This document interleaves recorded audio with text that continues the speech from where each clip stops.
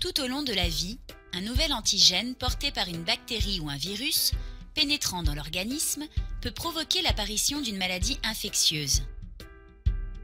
Les globules blancs, et particulièrement les lymphocytes B et T, ont pour fonction de lutter contre cet élément pathogène, ce qui permet de l'éliminer.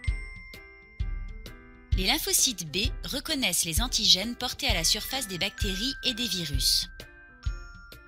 Les lymphocytes T reconnaissent les antigènes viraux portés à la surface des cellules infectées par un virus. Que se passe-t-il lors d'un premier contact avec l'antigène? Les lymphocytes ayant reconnu l'antigène se multiplient, ce qui forme ainsi de nouveaux lymphocytes spécifiques. Une partie d'entre eux neutralise l'antigène. En effet, lors de ce premier contact, nous constatons ici que les lymphocytes B, ayant reconnu l'antigène et qui se sont multipliés, produisent des anticorps au bout de 6 jours. Ce sont ces anticorps qui vont neutraliser l'antigène. L'autre partie des lymphocytes ayant reconnu l'antigène devient des lymphocytes B ou T mémoire, spécifiques de l'antigène qui a été reconnu. Ces lymphocytes mémoire sont stockés en réserve dans les organes lymphoïdes, dans le thymus, la rate et les ganglions lymphatiques. Contrairement aux lymphocytes naïfs, qui n'ont jamais rencontré d'antigène, les lymphocytes mémoire ont une durée de vie très longue, parfois plusieurs décennies.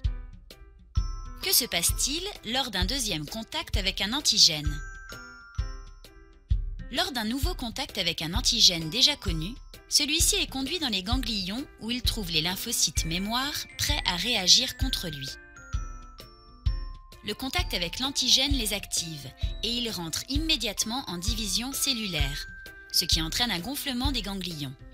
Activés, les lymphocytes sont alors très vite capables d'agir et de neutraliser l'antigène. Lors d'un deuxième contact avec le même antigène, la production d'anticorps par les lymphocytes B est ainsi plus rapide, 2 jours au lieu de 6. En effet, les lymphocytes mémoire sont plus nombreux que ne l'étaient les lymphocytes naïfs lors du premier contact avec l'antigène, et la réaction est ainsi beaucoup plus importante. Lors d'un deuxième contact, la réponse immunitaire est donc plus rapide, plus forte et plus durable dans le temps. Le sujet ne sera donc pas malade.